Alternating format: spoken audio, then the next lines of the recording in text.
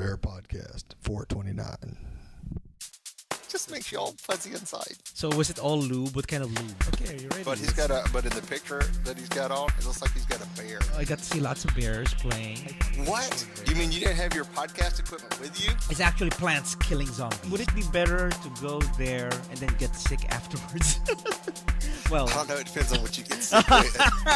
Me and James have a lot in common. We're both pasty white. Fat bear prop. Don selling his thong. Having it auctioned off. I think he got $150 just for his thong. Your question of the week. The second question of the week. Oh, really? You want instant gratification? Yeah, those bears get around. Everybody knows everybody in this world.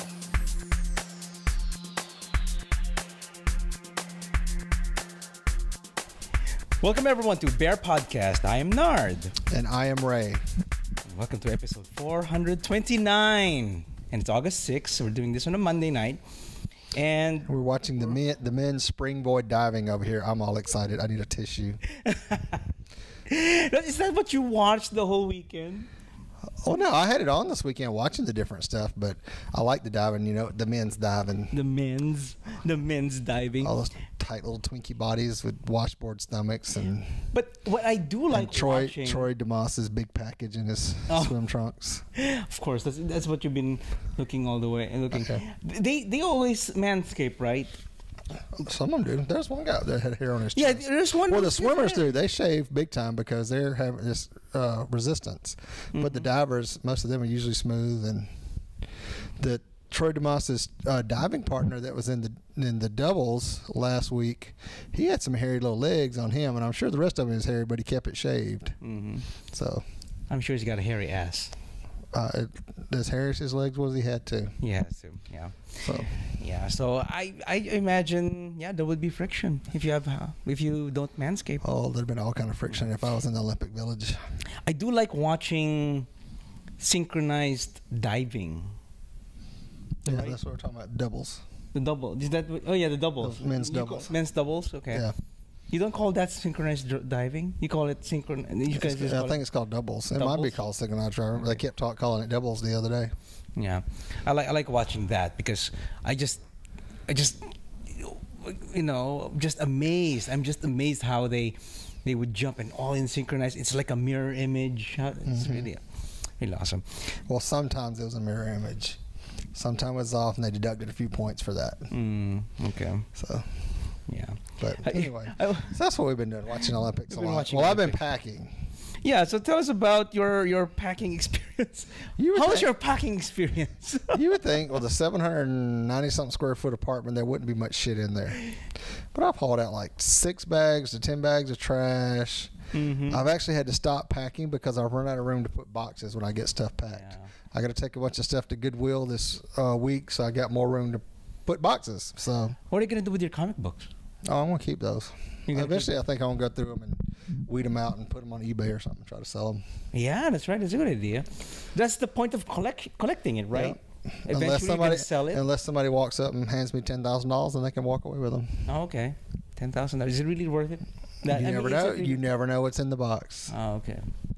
Let's just say I was a comics collector of the 80s. Okay. So I was back in 86, 87. I did start collecting myself. Yeah, I did early 80s, like 81 on through. I got a bunch of stuff. So, well, that's good. That's a good investment right there. Hey Chong or He Chong. Hey Chong. Hey Chong. Hey Chong. He's we're still watching the Olympics. Yeah. It's on silent right now. And the Asians got to shave because they got that Asian bush. No, they don't. Yes, they do. Some Chinese the synchronized Asian team, they had to shave because the bikinis were too low. You could tell by the stubbles. Well, no, but in HD, I've done enough Asians to know where that bush starts. And it's like you get down there, it's the outback, and you don't. So they've been doing some shaving. Yeah, right. Okay. So what'd you do this weekend? So yeah, this weekend actually last Friday I did get to watch after work. I did get to watch. What did I watch? Batman. I watched Dark Knight Rises. Dark Knight Rises. Well, you got to watch it, and we never got to talk about it. Talk about it now. Now we can. Now we can. Well, we talked about it a little bit, so. Yeah. So okay, what was your first impression? I liked it. It was a good way to leave it. It was sad that I'm sure that they could have worked Heath Ledger's Joker into this had he still been alive. Yeah. Because he could have probably been all the protagonists while Bane and what's her name did all the bad stuff. So yeah. But I like the Catwoman in this one where she wasn't all bad and she wasn't all good. Yeah, she was. Well, Catwoman has always been kind of, she's into herself. She's self-preserving. Yeah. Yeah. So she got the JL perspective on life. JL? Yeah, you know our friend JL? No. JL? Think about it. JO? No, JL. JL?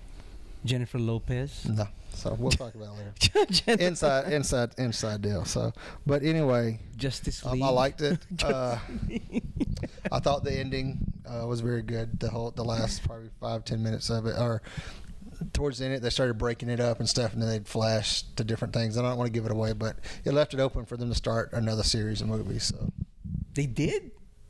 I thought that's the last one. That's the last one. Well, that's the last one that Brian Nolan's doing. Oh, that's the last of Brian Nolan's. Oh, it's Tom Daly. Hey, girl, how you doing? Mm-hmm. He's a cute little British boy. So anyway, I did get to watch it and I enjoyed it. I think it's the best of all the three Batmans that came out. I like it because of how a person can be beatable. Yeah. Even though you think somebody is invincible, that at some point somebody's going to be better than you, and what you just have to do really is get better with what you're doing and improve yourself so you could get back at the bad guy. Yeah. Even if you are an old man and falling apart and decrepit. Mm-hmm. Yeah. So I like that aspect of it's not about the fights, the fight scenes. I think the fight scenes are lame. They're like thugs. Yeah. Just not like kung fu style fighting, no anything, but it's like just guys really hitting each other. Yeah. There's not much choreography that's very complex. Yeah. But it's more on the story and some tech, which is okay. I enjoyed it a lot. Anyway, so after that, Saturday, I really just stayed home and I just wanted to relax because we have a big day on Sunday. Had we were getting ready. That's why we're recording a few episodes this week. We're doing back to back because not bareback, but back to back. Yeah, because we're gonna have I'll be out of town again for the Gay World Series in Minneapolis. I'll be in Minneapolis this coming Friday. I'm excited about that. So, yeah, if you have friends out there in Minneapolis, let me know. Just email me, show@bearpodcast.com. If you're big and furry, call him. Mm-hmm. If you're big and furry. Is Mike going to be there with you? Yeah, he's going to be there too. Oh, well. Bring your thuggish Asian boyfriend with you and you might have a chance. Your cholos out there. Yep. Anyway, so, okay. After that, you were busy on Sunday too. Well, actually, I was still busy Sunday or Saturday night because I went over to John C's house for cards. You went to his place to get cards? No, to play cards. To play cards? Yes, hung out with him and some other okay. Gene and I and a couple other people went over and just hang out and kind of ate and junk bunch of food. Well, it wasn't junk food. It was actually pretty decent stuff. Did you play poker? No, we played Phase 10. Phase 10? Phase 10. Phase 10? That's a new game? Never heard of that before. No, it was kind of like canasta. Oh. Except it's for white people. It's for old people? No, it's not for old people. No, but okay. It's actually a pretty good game. So it's one of those games that you play for hours and hours and hours, and then you're like, oh shit, we got to stop. I got to go home, go to bed. So yeah, it's you guys are into that. I just wanted to relax the whole weekend actually, except for yesterday, we got together with a small party. Yes, but didn't you do something yesterday morning? Didn't you have practice? Yeah, we had practice. How was practice before y'all head out to the big World Series? Yeah, well, the practice was really good. Just a few more tweaking of the skills for everyone. Yeah. We got to do some drill. Not too much drills, just a few drills. More on being aggressive on the bat, being just batting, mostly batting. That's what we've been busy yesterday with. Which is, I think we're ready. We're going to be ready for Gay World Series. Yeah. So, excited about that. Well, cool. Okay. But yes, we gave. Well, actually, I went and saw Total Recall before that. Oh, that's right. Sunday, got up Sunday morning, went and saw Total Recall. Okay, without giving away. We pretty much know what happens, right? Well, yeah, you pretty much know what happens. But I like the storyline much better than I like the Arnold Schwarzenegger version. Okay. A lot of things are very similar. I love the look of the future that they made. Okay. The way things looked, the way things worked. I'd love to have one of the apartments that at the beginning of the movie starts off in. Mm-hmm. Because the first 15 minutes of the movie is Colin Farrell in underwear bouncing around. No. So, Is he hung, you think? Oh, yes. He's supposedly very hung. Okay. So, and what was banging up in the front of his shorts because he didn't have underwear on. He just had, like, pajama bottoms. Mm-hmm. It's like, damn, boy, how you doing? And he's been pumping up and keeping his body in shape. So he looked very nice. Yeah. But I think some of the comedy that was supposed to be there just wasn't there. I mean, I think it was very serious, kind of almost too serious all the way through. But I still liked it. I mean, I like the visual effects. I like the whole premise of how they did everything, how they changed it around from being on Mars to being on Earth. They don't go to Mars. Mm-hmm. The look of the world of the future, where everything's kind of combined, where you got a lot of Asian, American, British, and all the other world cultures kind of really crushed into small spaces and being combined into one kind of deal. Well, the whole thing is that in this premise that there's a bunch of biological warfare, and pretty much 95% of the Earth was completely uninhabitable. Oh, it's the Earth they're doing it, not so Mars. There's like a section. There's like the Great Britain Alliance, which where most Americans that survived the war went to. So it was Britain, Americans, and then everybody else kind of got shipped off to Australia, and they call it the colony. Okay. And that's about the only two habitable places there are on the planet, and it's still kind of nasty because everybody's packed on top of each other. And you're going along, you see all these stilts and stuff, then all of a sudden you got buildings built on top of buildings. Just because they're running out of land space there. I mean, there's no more land space because that would look weird. It does look kind of weird, but it also looks kind of cool. Mm-hmm. But I like the special effects a lot, and the whole what is the future envision? One of the coolest things is your cell phone's in your hand. Oh, really? It's built into your hand. Oh, wow! So you just do this. So you can sit there and do this. And if you walk up to a piece of glass and touch it, you get video, and you can check your emails and all kind of other stuff. Oh, that's cool. You use a glass surface to do it because all the glass had the technology built into it when it was made. That's nice. I like that. So I like the future. So it's a cool premise on that. I kind of like that. So, but then that means you can always be tracked because you can't cut it off. Yeah, I guess. So, I guess you cut off your hand. Okay, tell me one thing.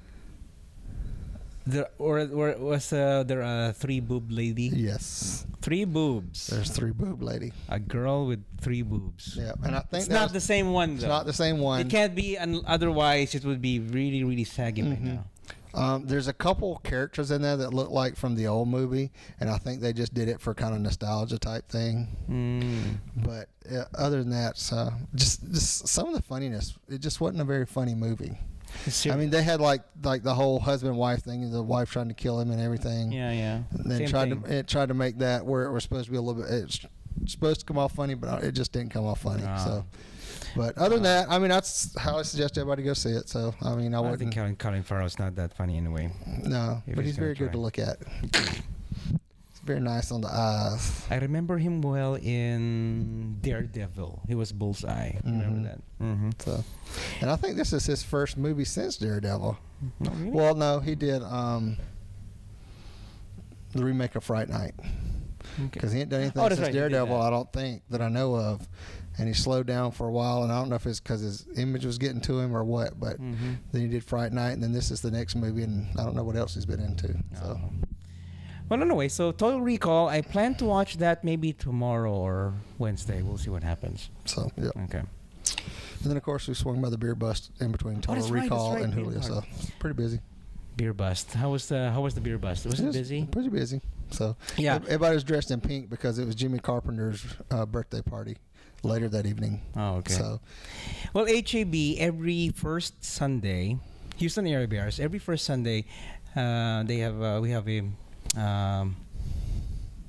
beer bust every 4:00. Is it 4 to 7? Yeah. Was there a lot of people? Yeah, it was pretty packed. Even early on, it was pretty packed. Okay. Met a new guy. I want to say his name was John David. John David. Okay. Or Dave. Or David John.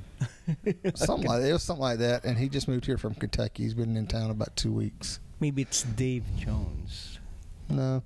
It was a first name type thing, like John David or something like that. Oh, okay. And I can't remember. But anyway, there was a couple of new people there that just moved to town. Job relocations. Dave Jones is also David Bowie, right?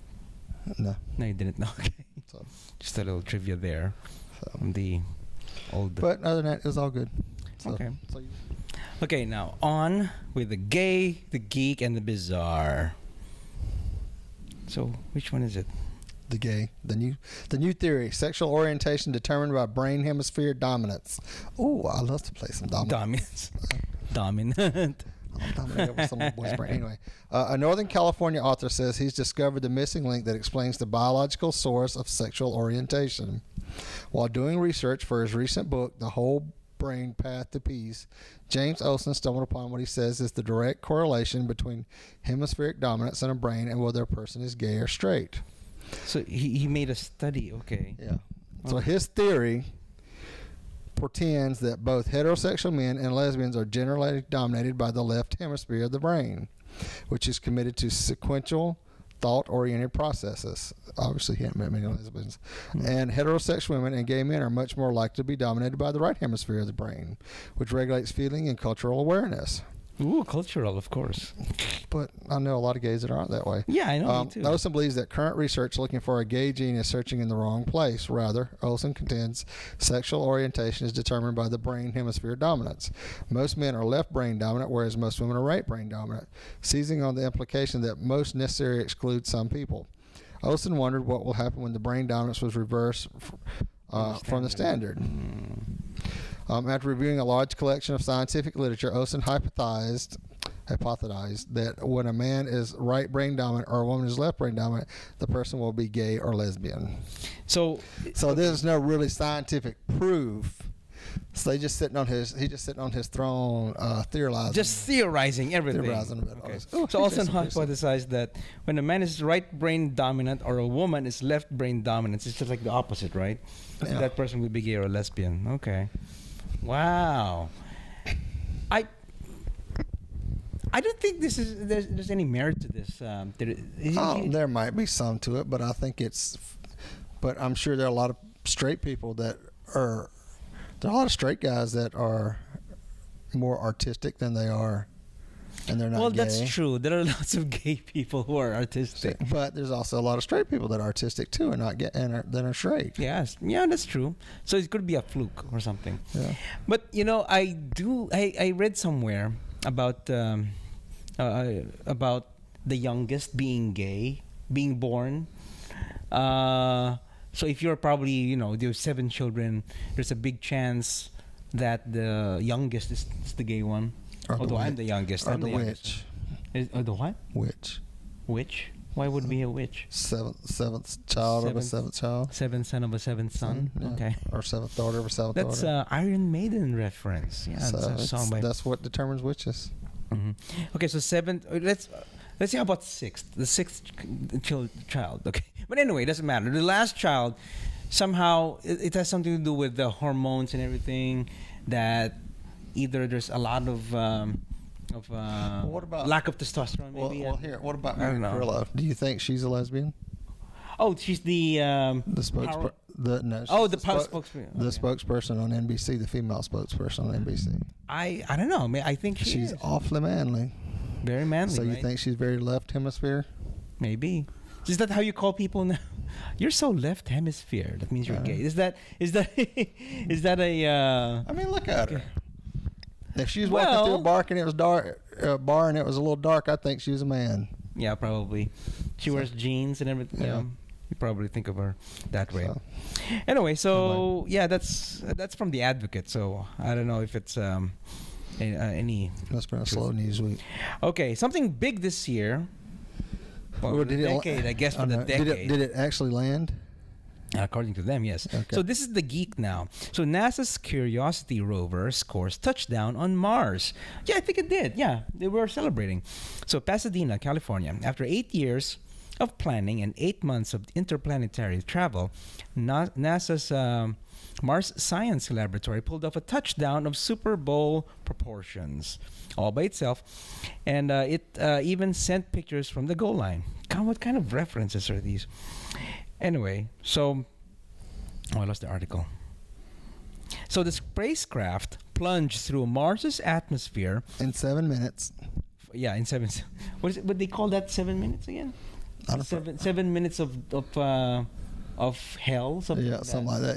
Yeah, because all this stuff has to happen very fast in a very short period of time for it all to work out right. Yeah. So it fired up a rocket-powered platform and lowered the car-sized. Yeah, it's big as a car. 1-ton Curiosity rover to its landing spot in 96-mile wide Gale crater, which is the lowest point on Mars that we know about. You had to go to the lowest part, right? They wanted to go to the lowest part. It's because they found water on Mars, but they figured the lower they got, the more water they'd find. Because if it ever collected, it would collect in that one spot. So what's funny is the Curiosity sent out a text message, basically saying, "I made it." So it's got its own phone number. Maybe we could, if we get the phone number, they could interview with us. We can interview. We can have it with the show. Well, I'm sure it was a Volkswagen or something they remade. Oh, yeah, that's right. Okay. Yeah. So that message was relayed by the orbiting Mars Odyssey satellite back to Earth. A radio telescope in Australia picked up the message and sent it here to NASA's Jet Propulsion Laboratory. When the blips of data appeared on the screens at JPL's mission control, the room erupted in cheers and hugs. So, yeah, congratulations to us. Well, to NASA, actually. Yeah, to NASA. They were able to bring an object from the Earth, and reducing our mass and sending it to another world. Here we go. Y'all make sure y'all email that to Nard at BearPodcast. What? What's wrong with that? So we reduced the mass of the Earth by sending one to another planet. So yeah. And then an elephant took a dump, and all was right. So, but I'm glad it's there. It's going to be interesting to see what they find. Hopefully, maybe the little rover will show up and say, "Hey, what's up?" Yeah. So, but I think they're very far apart, so I doubt that'll happen. But it'll be nice to see what they find. Yeah. What if they find Marvin? Yeah, remember the pictures when the rover started first sending pictures, and one of the pictures was Marvin waving around the camera. I know, right? He was photobombing. Yeah. That's pretty cute. It's photobombing. All right, on to the bizarre, Ray. Man text, "I need to quit texting before driving into a ravine." About 6 months ago, Chance Bothy, is that how you say it? Bothy? Yeah. Bothy typed out a text message while driving down a familiar Texas road. It was simple: "Be right there," but it changed the 21-year-old man's life. While sending it, he veered off the road into a ravine. Instead of visiting his pal, the young man wound up in a hospital battling for his life. Even more chilling was a message he had written in the moments prior to that. "I need to quit texting because I could die in a car accident," he typed. Lucky for him, the prophecy was only partly right. The Victoria, Texas college student has been driving home to Granado, less than 40 miles away, after an early class on January 24th. Based on what his family managed to piece together later, the young man had been texting his childhood friend throughout the drive. That's it. Don't text and drive unless you're a stop sign or a stoplight. Somebody did that. Somebody told me. I think he answered that in a. Oh yeah, that was a joke about the not getting his driver's license, because the tester said, "What do you do at a stoplight?" He said, "Oh, check Facebook, email." Yeah. So he failed. I find it funny. Yeah. So some people do that. I mean, if I really need to read something really important, I would really stop. I would really go to the side and. Yeah, but you see people riding down the road, just flying down the road like a bat out of hell, just texting away. Just like I've seen people riding down the road in the morning, going to work, reading a book. They actually had the book open on their steering wheel, looking at it, kind of like this number here. Did they stop, or they stopped? Well, no, they're in like bumper to bumper traffic. Oh, okay. I mean, so it's like, no, that person did a bad thing because he didn't bring his iPad. He should be reading on an iPad instead of a book. What? What? Anyway. Okay. Anyway. So don't text and drive. Dave!